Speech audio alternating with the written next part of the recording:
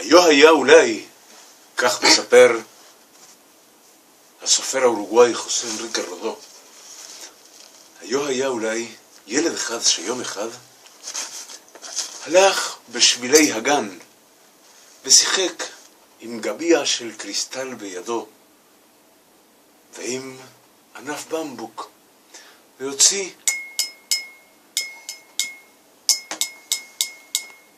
צלילים הרבה יותר יפים מאלו שאני עושה סתם עם כפית פלסטיק ועם כוס זכוכית. היום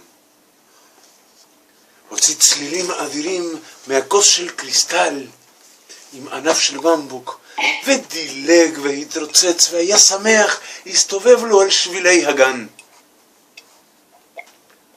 לפתע הוא מצא את עצמו במיכל של חול גדול, כמו שיש כאלו עם מתקנים כדי לשחק.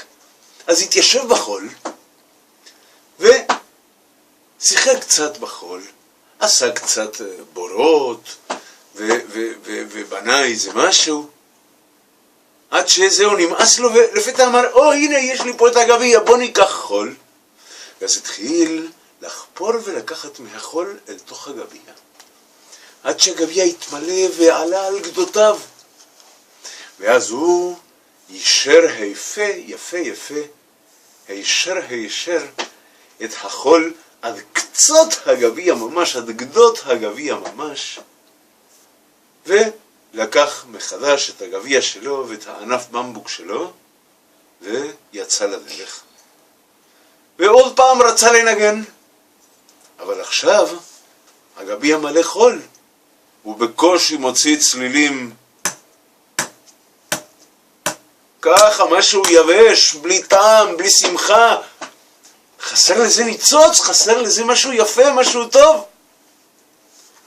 הילד לא הבין שזה דווקא בגלל שהוא הכניס את החול אל תוך הגביע שכזה דבר קרה. הוא לא יכל להבין את זה. ואם הוא לא יכל להבין את זה, אז הוא יכל באמת, דווקא מה שהוא כן יכל לעשות, זה להתייאש אולי. להתייאש לומר שזהו, הגביע לא נותן יותר צלילים, לא שווה יותר הגביע הזה, אין מה לעשות. אז הוא יכל לשבת על אחד מהספסלים שיש על יד השביל בכל גינה ולבכות, למשל. או לקחת את הגביע ולזרוק אותו לכל הרוחות. לא. כן, הוא יכל לעשות כזה דבר, כי הגביע יחזב אותו, הוא רוצה לנגן מוסיקה, אבל לא. מה הוא עשה? הוא אמר, עכשיו יש גביע, אין יותר מוסיקה. בסדר, מוסיקה עבדה. זה כאילו חלפה הנשמה של הגביע. מקודם היה בגביע נשמה שרה, מצפצפת, אומרת דברים, עושה טוב לנשמה. לפתע פום, גביע מלא חול, אין בזה כלום. אז מה הוא עשה? הוא חיפש את היופי הבא. הוא לא ניסה לשחזר את היופי שחלף. הוא חיפש את היופי הבא. והסתכל סביב, מה יש בגינה? יש עצים, יש עציצים, יש שיח פה, שיח שם. לפתע הוא ראה בעץ אחד יפה מלא פרחים, פרח אחד שהגבעול הארוך שלו, פרח נפלא, אבל הגבעול הארוך שלו פשוט נקטע. והפרח תלוי ככה, כבר לא מקבל יותר מזון מהענף של העץ. והוא עדיין בסדר גמור, כאילו מבקש הצילו, הצילו, אומר הפרח. אז הילד הבין, עכשיו יש לו גביע מלא חול, זה כמו עציץ.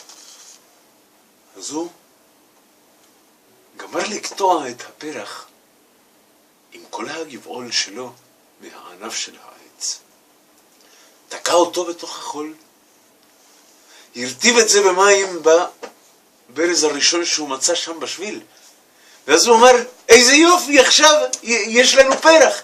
והתחיל עוד פעם לשיר ולדלג ולשמוח, כמו מקודם כשהייתה לו מוסיקה מהגביע. המשיך ללכת וללכת. ואני מודה בכך שבסיפור המקורי של חוסה אנריקה רודו, אחר כך מה היה? בסיפור המקורי של חוסה אנריקה רודו, הסיפור נגמר פה. וחוסה אנריקה רודו מנסה ללמד אותנו מכאן, שבמקום לבכות על מה שעבד, צריכים למצוא תמיד איך לשחזר את מה שנותר בנו. צריך להבין שכל מה שנותר תמיד הוא לטובה ותמיד הוא לעלייה. אבל אני חושב שהסיפור הזה ממשיך. אני חושב שהילד הזה מקודם, הוא הסתפק בכך שהצלילים יעשו לא טוב. אבל כבר בשלב השני, הוא עשה טוב לפרח. הוא הציל פרח עם העציץ שלו החדש. אז מה יהיה בסיפור השלישי? בשלב השלישי, הוא בטח מסתובב לו עדיין בגינה, עם הפרח שלו בתוך העציץ, שהוא כוס קריסטל מלא חול עם קצת מים. ואז הוא רואה נערה יושבת באחד מהספסלים בוכה. והנערה בוכה, והילד שלנו מתקרב אליה עם חיוך גדול, והוא מבין שבשבילה הוא הציל את הפרח.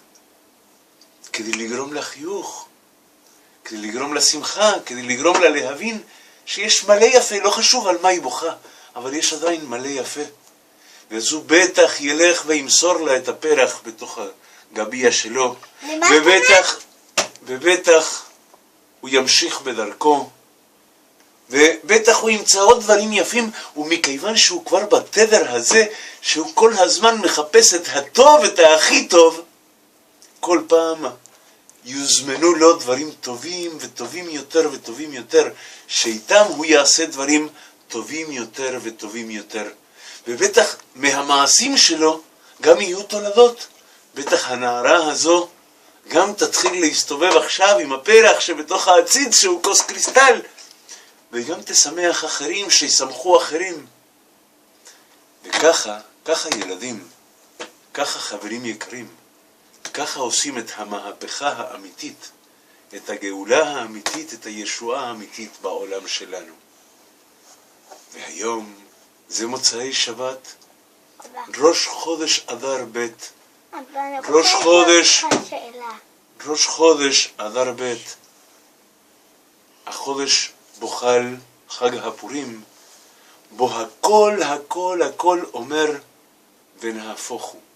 ישועת השם כהרף עין, אנחנו אומרים, ונהפוך הוא, אנחנו אומרים, כל רגע הכי עצוב שיכול להיות, הכי שיראה נורא, שאין מציל ואין מושיע ואין מנוס ואין, כמו שכתוב אצל היונה בתיבה של נוח, שלא מצאה מנוח לכף רגלה. אפילו ברגע שככה נראה הכל, אם אנחנו נכנסים לראייה נכונה ומחפשים את הטוב שבכל דבר, בטח ללא ספק לא רק נשיג אותו בשבילנו, אלא נשפיע ממנו גם לאחרים. והסוד הוא הצעד הראשון של הילד שלנו. הוא לא חיפש איך לשחזר אחורה. הוא גם לא חיפש איך להשיג מחדש את האבוד. הוא גם לא כעס וזרק לכל הרוחות את הגביע. הוא בהחלט חיפש מה יש קדימה. מה יש קדימה? איך אפשר להתקדם הלאה למשהו עוד יותר טוב. חברים יקרים, גדולים וילדים, שזה יהיה המסר הכי טוב שאנחנו יכולים להביא בפניכם לחודש טוב ואך לחיים טובים תמיד. אבא, יש לי שאלה. המחדד פח שלי הוא כבר